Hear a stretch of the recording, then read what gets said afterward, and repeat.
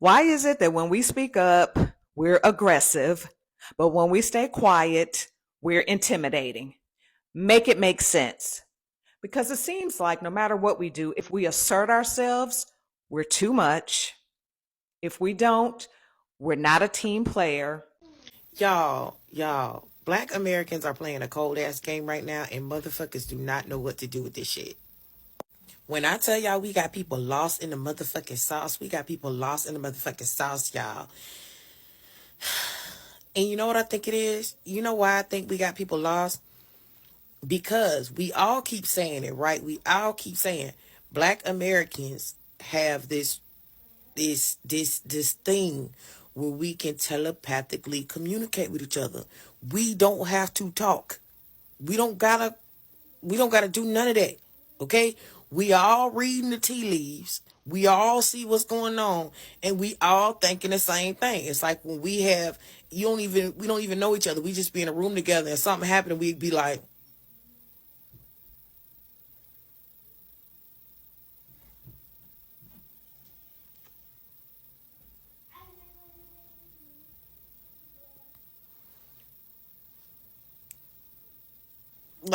that's what we're doing.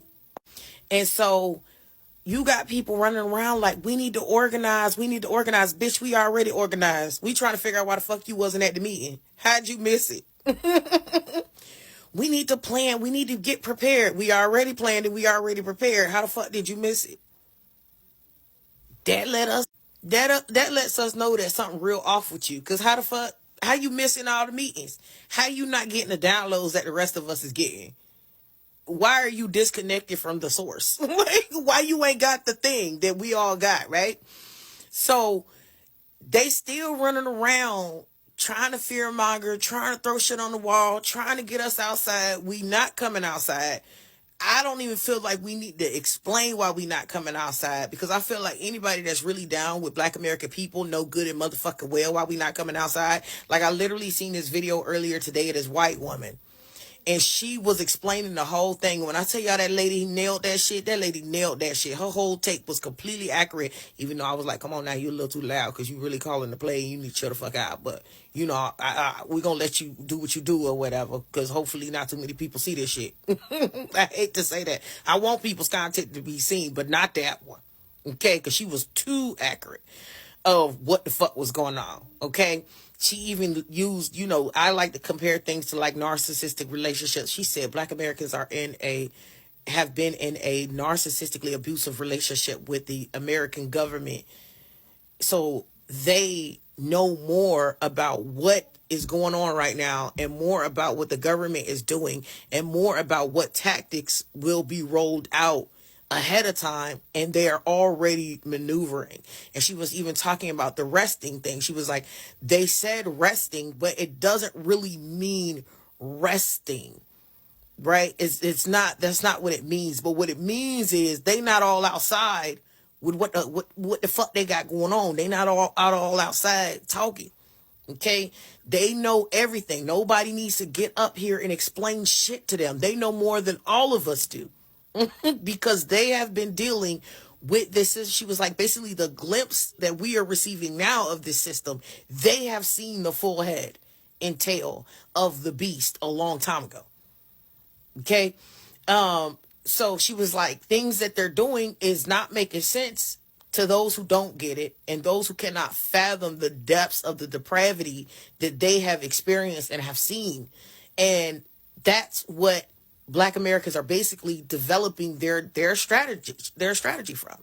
And so she was like, if anything, she was like, it's one of those situations where she's like, you know how like they say when black people run, you run. She's like, it's like that. There is a power of black silence, and these people are trying to outsmart the old playbook because lately something feels so different, and these people are growing quieter each and every day. And if you examine all these things, you come to realize that this is not just cowardice. These people are proving strategic because this quietness is making a lot of people uncomfortable. And we have known that for the longest time that Black Americans have been known to be the first emotional responders when there is matters and factors affecting people who live in United States of America at large.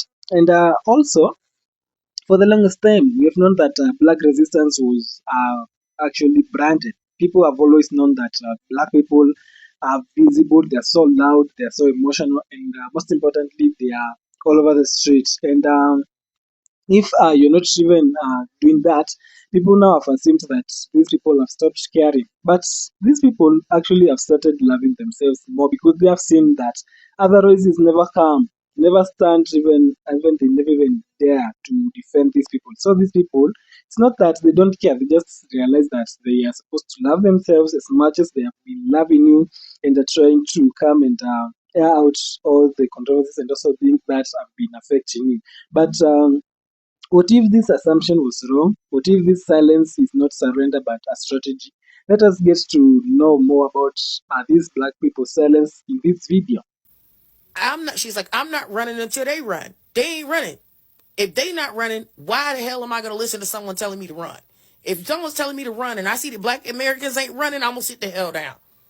Because they know more about what is going on, but they're not vocalizing it to y'all.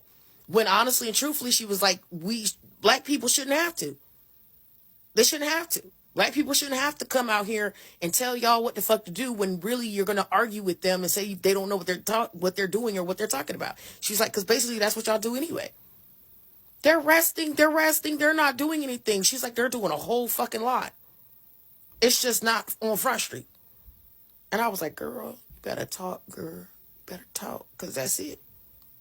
We know a whole lot of what's going on. Black Americans are not stupid, dumb, deaf, dumb or blind, none of that. We know more about what's happening next than y'all do. Okay? So we trust our path. We trust our path. But black Americans, don't y'all get caught up in this shit. It's other black groups, other POCs trying to drag us in shit. Stick to hold the motherfucking line. I know I don't have to tell y'all that. But hold the motherfucking line, baby. Hold the line. These people trying to get us in some shit. They're trying to put the target on our back. Hell no. Hell the fuck no. We ain't going out like that. Okay? We ain't going out like that. Have a good day. We up still. And we Be honest about the old playbook, which has been in existence for quite some time now. Every time there is social unrest, the script is already written. They have known that black people will show up, cameras will roll, and this tension will escalate. And someone actually breaks something, and suddenly the headline will be like, there is injustice somewhere, and this chaos, lawlessness, and chaos which has been in this place somehow and no matter how this situation has started, you'll find that black people have ended up to be the faces of that mess. You'll find them that they've been lined at the front, and this playbook only works if participation continues. And somehow, what happens when these black people now simply stop showing up? Now there is a lot of tension, and people are questioning these black people's silence. And why are these people actually pulling back nowadays? Hey, white people, let's talk. Sometimes I forget that white people aren't as engaged with black creators on this app and in the world as I am. So there was something over the weekend that I thought everybody was very well aware of, but I'm understanding that that's not the case. I was talking to my mom today, and she and my brother went to a protest on April 5th to protest Trump and all of the things that have been happening for the last couple of months. So she was telling me about her experience, and she said it was like a love fest. It was so nice to be with all of these people, thousands of people, and everybody signs and all this stuff. And I said to her, did you notice that there weren't many black people there, if any? And she was like, yeah, actually, I did notice, and I was confused, and I was like, I thought black people were really upset about him too, and I didn't understand. This is my mom talking. So I explained to her that 92% of black women and 80-some% of black men did what they were supposed to do back on November 5th. And they are now resting, and they are not participating in these here protests and that there was a concerted effort for Black folks to stay home yesterday on April 5th. And to be honest, I think she's still confused about the why, but I'm working on that. But do yourself a favor and follow Black content creators here on TikTok, because you will learn so much and you will be able to use your new knowledge to help educate the people that you are in proximity with. But yeah, white folks, if you didn't know, Black folks said, we're not marching on April 5th. We're not doing it. We're going to stay home. We're going to let white people get us out of this mess, because white people got us into this mess. The more you know. And what you are seeing now is not any sort of apathy. This is some sort of international silence, international rest. And you can feel that these people had a lot of impact even by just going silent. And people call it sitting out, but it's only that they are missing what they are actually missing these people, but they don't want to say it loud. They know that these people have participated and they've taken part and parcel of their livelihood today. And that is not actually quitting the game. It is just refusing to be used as a pawn in every kind of situation.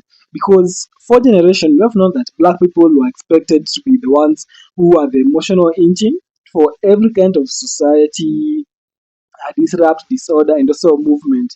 We have seen that these people have been fighting for the civil rights, the labor rights, women rights, and also to an extent that these people went ahead and started defending immigrants, and they fought for immigrants' rights. And afterwards, when all this chaos and the dust settles down, now Black Americans has actually criticized, they also sidelined and also abandoned. And when there is any matter affecting them, they are on their own. No community, no society wants to show up for them, just to pay it forward just the same way these people showed up for you. Yeah, their playbook was Black people fighting in the streets all summer. They wanted a summer of violence. They wanted all those video clips of Black people being violent. And the entire Black community collectively in one voice heard their ancestors say, rest, stay home. Don't go out in the streets. They collectively heard it, and they've all listened, and it was right. They have been dealing with a apartheid fascist state for generations, even worse than an apartheid state. Like in the slavery era, that was like they have been in an abusive, narcissistic relationship with the government for generations, since the first person unwillingly stepped foot on this land. They have studied their abusers, because that's what you have to do. When you are a victim to an abuser, you have to study their every movement as a form of self-protection. And they have done that. They didn't have to learn it as they go when he took power in November. They already knew. What do you do when your abuser all of a sudden you hear him walking on the hallway and his footsteps are a little bit off? His breathing's a little bit off. You hide. You go and you hide in your closet. You go out the window and run. You get somewhere safe. They have gone somewhere safe. They are not, resting is not passive. That is not passive protest. That is active protest. And it is working more than anything else that has been being done. It is more effective than I can think of anything else that is being done right now. Resting to me means staying home, saving your money, not spending your money at corporate stores, not buying local, shopping at local stores, going to local restaurants, supporting local businesses, building community, saving your dollars. We brought down Target, and that was 100% led by Black people, by the Black community, 100%. We made Disney come to their knees with just money in a weekend. Like, that is where it hits them where they hurt. We do not need people in the streets being violent. If you feel the call to be out there marching, go march. Do what you feel called to do, but that's not what I'm talking about. I'm talking about they wanted summer of 2020 visuals, and they didn't get it. Summer's over. They never got those visuals. I guarantee they have some strategy book and they're like, summer of violence, martial law, we can bring troops in everywhere. Every time they bring troops in somewhere that is shown to be peaceful, people wake up. Every time somebody wakes up, it's a snowball. So people that are resting are literally doing the most right now. So thank you for everyone that engaged with that post and are commenting on it. Those comments are literally like, I'm glad I've introduced some people to the term gray rocking. I'm glad I've put words to some what people have been feeling, and that people in the Black community are validating that, like, finally a white lady gets it. Because that means, literally makes me emotional. Nothing makes me more emotional than getting validation from, especially a Black woman. If you come in my comments and say, you get it, I get emotional every time. So thank you for that. Because you all know, nobody knows most besides, like, the smartest, most aware people in the world are Black women. And you will never change my mind on that. Because they have to be. They have to be. And they are. So thank you for validating my last post, because that's how I've been feeling about it ever since I first saw people saying we're sitting this one out. That has meant a lot. Like, that moved me a lot. And now that pattern has taught these people something eventually, and now they've decided to go for silence. And now the silence that you are talking about in this context is not about these people just being not caring that much, and it is not even passive. It is just a withdrawal of their labor, of their presence, and also their emotional access. These people are now tired, and now they're just taking this energy and they're conserving it for themselves and matters which matter to them most. And this is about like it's about something like this. If you're always expected to be the lead of the match, to be on the forefront, and now you take the hits, you absorb the blame, and now you suddenly choose to rest. And now people start saying that your refusal is now something which is to be exploited. They've always known that you stand up for them, but now when you take time to rest so that people can show up for you, they start blaming you for your silence. They start saying that you're a coward, you're drawing back, but only trying to be conservative for you, or you're just trying to conserve your energy for things which matter. And that's now the shift which actually is threatening a lot of people out here, because that power is so comfortable with this kind of a predictable resistance, and it also knows how to manage its noise, and it also knows how to spin out of this kind of outrage. And now what it doesn't know is that people need to be disciplined even if they disengage. These people just need to let you rest, let you just do your thing. And there is also something which is also happening here, and people don't want to admit it. And let's just talk about it, because black people's presence has long been used as a scapegoat. These people have been committing crimes, doing all sort of manner, all sort of messy. They go ahead and vote with their poor decisions. They do everything badly, and now they just want black people to be on the forefront to help them, even after these people made some poor decisions while voting. And now they want black people to be there for them, to keep shouting for their rights. But when it comes to decisions, you make your decisions alone. And now, whenever these kind of protests actually turn into violence, the visuals matter more than the facts, because they see that black faces in the crowd, make it easier for you to justify that these people had a crackdown. These people were more policing, these people had a lot of surveillance and even military intervention. Sometimes you've seen cases of the same happening. And without those visuals, now this mask is now coming to actually sleep, because when black people stay at home, suddenly the question becomes, so eventually these people are not causing the violence. Eventually these people are retrieving, they are backing down. We have never known them to be this way. And that's an uncomfortable question for a lot of institutions so far. But this silence actually also disrupts a deep rooted stereotype. For a long time, we have known that black resistance has been framed as emotional, impulsive, and also uncontrollable. But you can see that it is controllable. These people just backed up, just took a break, something of that sort. And now we have known that it was all a stereotype all along, because like these reactions you've seen, these people are making their decisions. And now that silence tells us a different story. This silence says that people are just watching, they're calculating, and they are not reacting. They are choosing where to direct their energy, where to direct their attention, and also where to put their energy in. And now this level of discipline does not even fit the narrative that we've always been told about foundational Black Americans. And when now this stereotype collapses, now panic has followed, and some people mistakenly take this silence for weakness. That's because they don't understand that Black Americans are the real, where the real pressure is, because this matches they have said that they have been causing noise. Economic withdrawal also makes this kind of deaths, because we seen that these dents are so huge, because if the spending power of the Black American is close to $1.8 trillion in a year, and that's a lot of economic power.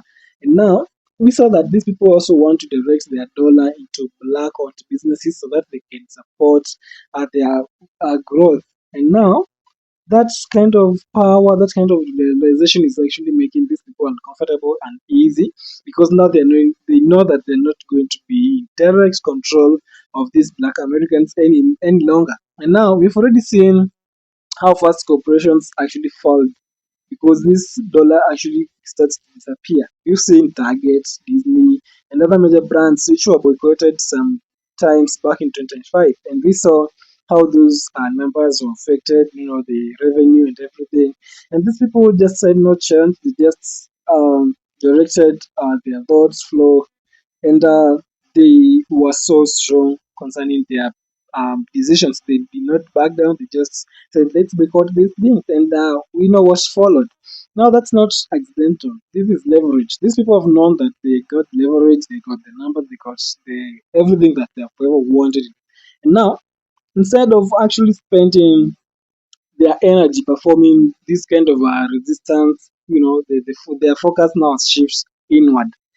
They're supporting their local businesses, they're building their community, they're also protecting their mental health, and most importantly, they're also preserving their physical safety, because they are humans after all, and sometimes they know how that country can get messy for their race, for their color, actually. And that's not disengagement. That's now consolidation. These people are just being consolidated for their own good. And there is also this psychological layer to this whole effect. These people have been the talk of the day long enough, and now this kind of relationship between Black Americans and the states has always been abusive. The dynamics and how messy it has been, because we've been seeing constant provocation. These people just provoke these guys for no reason. They also go ahead and gaslight them, and also the punishment for reacting. We know how it has been severe, and also now they want to punish them for not even reacting. And anyone who is actually here and who has studied the kind of abuse, they know how most of these effects and the survival strategies, like the economic withdrawal, how they work, and also the community decides to be just silent and focus on their own. And there is this quote which says that be the focus until now people start focusing on you. It's like they are doing that, and some people call it, the grey rocking, and you've stopped feeding the cycle. You've even stopped giving reactions to those people have been weaponizing it against you, and now that silence, in that sense, becomes self-defense. People are just protecting themselves. They are not here just to be the scapegoats each and every time. Now, with all that much said, I want to leave it to you so that you can tell us what you think about this black silence, and why is it making so a lot of races uncomfortable, and also why is it that people can't just mind their own business and let Black Americans be? And we also want to know your thoughts and also what you think concerning the same. And if you have not supported our channel, please you can consider subscribing so that you can grow and hit that 1,000 mark. Thank you for watching, and thank you for tuning in.